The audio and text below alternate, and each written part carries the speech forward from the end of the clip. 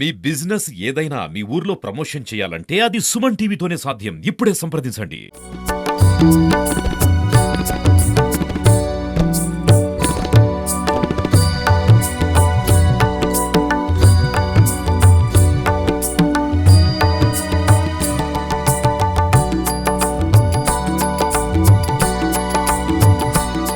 Hi నమస్తే welcome to Suman TV.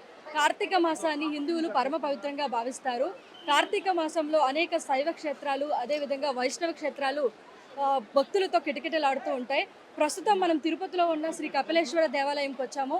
ఇక్కడ ఈరోజు కార్తీక పౌర్ణమిని పురస్కరించుకొని తిరుపతి అదేవిధంగా తిరుపతి చుట్టుప్రక్కల ఉన్న ప్రాంతాల్లో ఉన్న భక్తులందరూ కూడా ఈ కపిలేశ్వర స్వామి దేవాలయంలో కపిల తీర్థం దగ్గర ఈరోజు దీపపు దిమ్మల్లో నేతి దీపాలను వెలిగిస్తూ ఇక్కడ చాలామంది మహిళలు అదేవిధంగా వారి యొక్క కుటుంబ సభ్యులతో కలిసి ఇక్కడ పూజలు చేస్తూ ఉన్నారు. ఒకసారి మనం చూడొచ్చు. మొత్తము కూడా ఇక్కడ భక్తులందరితో ఈ యొక్క పరిసర ప్రాంతం అంతా కూడా కిటకిటలాడుతుంది. ఈరోజు దీపోత్సవాలతో పాటు ఆ దీపాలను కూడా ఈ యొక్క సరస్సులో వదులుతూ కూడా కనిపిస్తున్నారు. అనేక మంది భక్తులు కూడా ఇక్కడ తిరుపతి అదేవిధంగా తిరుపతి చుట్టుపక్కల ప్రాంత ప్రజలు కూడా వచ్చి ఇక్కడ మొత్తము దీపపు దిమ్మల్లో దీపాలు వెలిగిస్తూ కనిపిస్తూ ఉన్నారు. నార్మల్గా మనము ఈ యొక్క శివుని యొక్క టెంపుల్లో అదేవిధంగా ఈ యొక్క కార్తీక మాసంలో ఎక్కువగా ఈ భక్తులు పూజలు చేస్తూ కనిపిస్తారు. అంతేకాకుండా ఈ యొక్క కార్తీక మాసంలోనే అనేకంగా చాలా వరకు కూడా మనకి అయ్యప్ప స్వామి దీక్షను కూడా భక్తులు చేస్తూ ఉంటారు. సో ఈ యొక్క కపిల తీర్థ జలపాతం దగ్గర కూడా చాలా మంది భక్తులు స్నానం చేస్తూ అదేవిధంగా ఈ సరస్సులో కూడా మునుగుతూ ఇలా చేయడం ద్వారా వారు చేసిన పాపాలు తొలుగుతాయని చూడండి నమ్ముతూ ఉంటారు. సో అదేవిధంగా ఇక్కడ చాలా మంది మహిళలు కూడా ఎంతో భక్తి శ్రద్ధలతో ఇక్కడ పూజలన్నీ చేస్తూ కనిపిస్తున్నారు. దీపాలు వెలిగిస్తూ నేతి దీపాలు వెలిగిస్తూ కనిపిస్తూ ఉన్నారు. ఒకసారి మనం దగ్గరికి వెళ్ళి చూసే ప్రయత్నం చేద్దాం. ఆ గుడి ఆవరణంలో కూడా చాలా మంది మహిళలు దిమ్మెలలో ప్రత్యేకించి కూడా దీపాలు వెలిగిస్తూ ఉన్నారు. ఆ కార్యక్రమాన్ని కూడా ఒకసారి చూసే ప్రయత్నం చేద్దాం.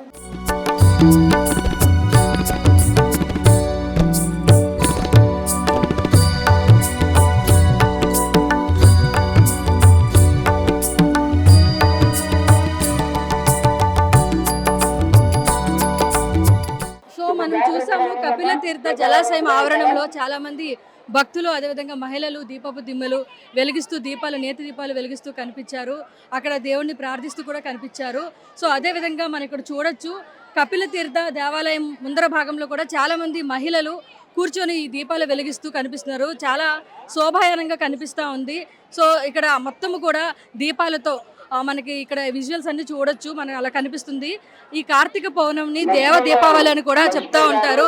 ఎందుకంటే త్రిపురాసురుడు అనే ఒక రాక్షసుడిని శివుడు సంహరించాడు కనుక ఆ తర్వాత అతని సంహారం తరువాత దేవతలందరూ ఆనందంగా ఈ యొక్క పౌర్ణమి రోజు ఆనందంగా పండగ జరుపుకున్నారు. కాబట్టి దీన్ని త్రిపుర పౌర్ణమి అని కూడా అంటారని చెప్తా ఉంటారు మన పురాణాల ప్రకారం. ఇక్కడ చూడొచ్చు చాలా మంది భక్తులు కోలాహలంగా కనిపిస్తూ ఉంది దీపాలు వెలిగిస్తూ. సో మనతో పాటు కొంతమంది భక్తులు ఉన్నారు. వారితో మాట్లాడే ప్రయత్నం అయితే చేద్దాం. సో ఇక్కడ ఒక భక్తురాలు ఉన్నారు, దీపాలు వెలిగిస్తూ కనిపిస్తూ ఉన్నారు. ఒకసారి ఆవిడతో మాట్లాడదాం ఈ ఫెస్టివల్ యొక్క విశేషాలని. సో మరికొంతమంది భక్తులు కూడా ఉన్నారు. ఒకసారి వాళ్ళతో ఈ యొక్క పండగ యొక్క విశేషాలని అడిగి తెలుసుకునే ప్రయత్నం చేద్దాం. హలో మేడం, నమస్తే అండి. సో ఇక్కడ మనకి కార్తీక పౌర్ణమి జరుగుతూ ఉంది. చాలామంది భక్తులు కూడా ఆనందంగా దీపాలని వెలిగిస్తూ ఉన్నారు. సో ప్రతి సంవత్సరం కూడా చేస్తూ ఉంటారు కదా మేడం? సో మీరు ఇక్కడ దీపం వెలిగిస్తున్నారు, కొంచెం మాకు విశిష్టతను తెలుపుతారా? ఈ మాసంలో దీపం వెలిగించడం వల్ల చాలా పవిత్రమైన మాసం కాబట్టి ఎన్న పాపాలున్నా తొలగిపోతాయి అనేసి అదొక నమ్మకంతో వస్తూ ఉంటాము.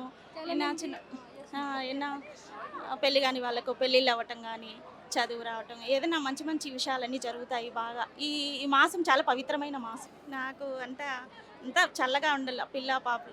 బాబు బాగా చదువుకొని మంచి జాబ్ తెచ్చుకోవాలి. నేను డిఎస్సి రాస్తున్నా, మంచి ఉద్యోగం రావాలా అనే నా కోరిక.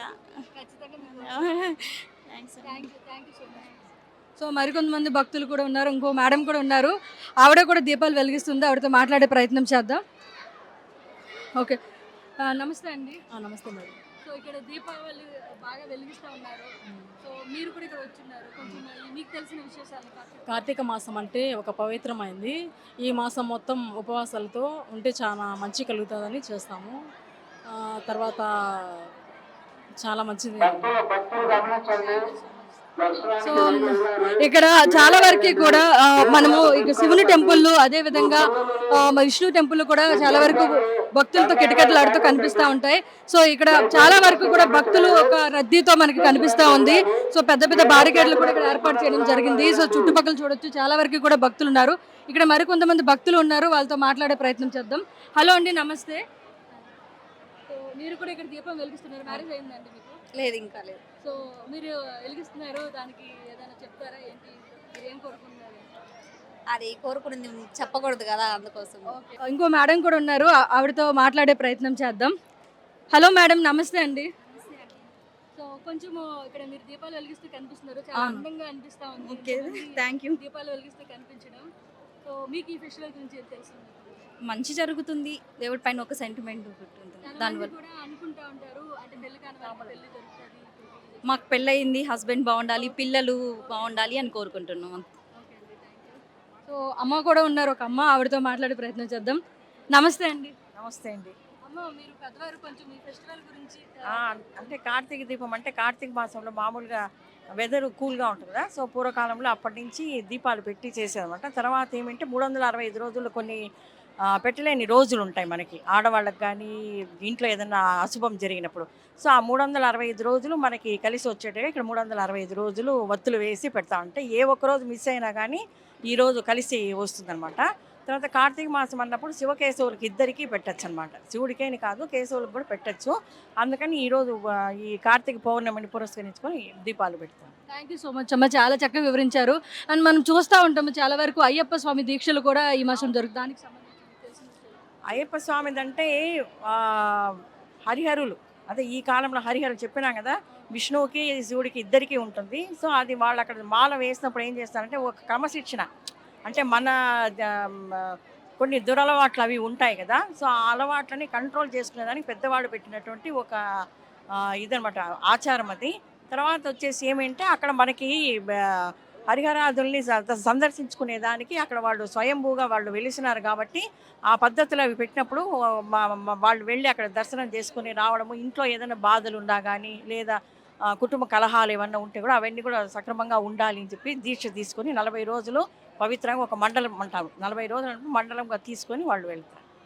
థ్యాంక్ యూ సో మచ్ అమ్మ, చాలా చక్కగా వివరించారు. ఇంకో మేడం కూడా ఉన్నారు, మేడంని కూడా అడుగుదాం, విశేషాలను తెలుసుకునే ప్రయత్నం చేద్దాం. నమస్కారం అమ్మ. నమస్తే అండి. అమ్మ, మీరు కూడా కొంచెం మాకు ఈ యొక్క ఫెస్టివల్ గురించి. అంటే కార్తీక పౌర్ణమి అంటే మామూలుగా దీపావళి రోజు నోములు చేసుకుంటారు కదా చాలామంది. వాళ్ళకి ఇంట్లో ప్రాబ్లమ్స్ ఏదన్నా ఉంటే కానీ ఆ రోజు చేయలేని వారంతా ఈరోజు చేసుకుంటారనమాట నోములు. దారాలు కట్టుకోవడం ఇది చేసుకోవడం ఒక పండగ. ఆ రోజు ఇబ్బంది ఉండే వాళ్ళంతా ఇవాళ చేసుకుంటారు.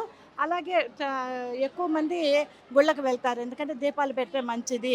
మనము చీకట్లో ఉండేసి వెలుగులోకి రావాలంటే మన దీపాలే కదా మనకు ముఖ్యము. అందుకనేసి ఈ చలి వెదర్కి ఈ దీపావళి వేడి వెచ్చదనము 10 మందికి వెచ్చదనాన్ని పంచుతుంది కదా.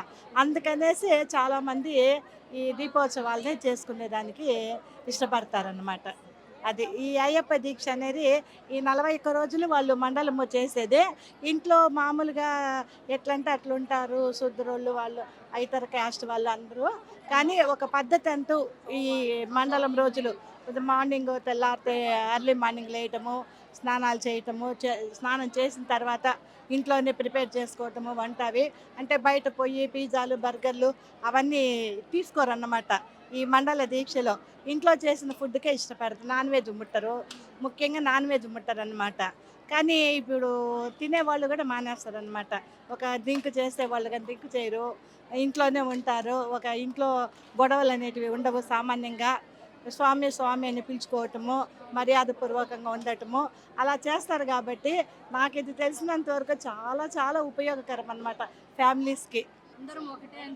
అందరం ఒకటే అని చెప్తూ ఈ శివుడికి ఈ విష్ణువుకు పుట్టిన బిడ్డ కాబట్టి శివకేశవులకి, అందుకని అయ్యప్పను దర్శనం చేసుకునే దానికే ఆ దీక్ష చాలా పద్ధతిగానే చేస్తారు చాలామంది. అసలు కార్తీక మాసం నుంచి జనవరి ఫెస్టివల్ సంక్రాంతి వరకు దీక్షలో ఉంటారు.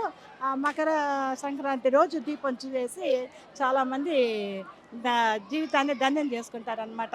కాలినడకన వెళ్ళటము, ప్రయాణం చేయటము, చెప్పులు వేసుకోకుండా తిరగటము, ఇలా చేయటం వల్ల ఆరోగ్యానికి కూడా చాలా మంచిదన్నమాట. 2 పూట్ల స్నానం చేయటము, దీక్షగా ఉండటము, భక్తిగా ఉండటము, చన్నీళ్ళు కాబట్టి ఒంటికి కూడా బాగా మంచిదన్నమాట. అందుకనేసి ఈ దీక్ష తీసుకున్న వాళ్ళంతా ధన్యులు, చాలా చాలా ధన్యులు. థ్యాంక్ యూ అమ్మ, చాలా థ్యాంక్ యూ, చాలా చక్కగా వివరించారు. సో ఇక్కడ చూడొచ్చు చాలా వరకు కూడా దీపావళి తరువాత ఈ యొక్క పండుగ అనేది జరుపుకుంటారు. అయితే ఈ కార్తీక పౌర్ణమిని దేవ దీపావళి కూడా అని చెప్తారు.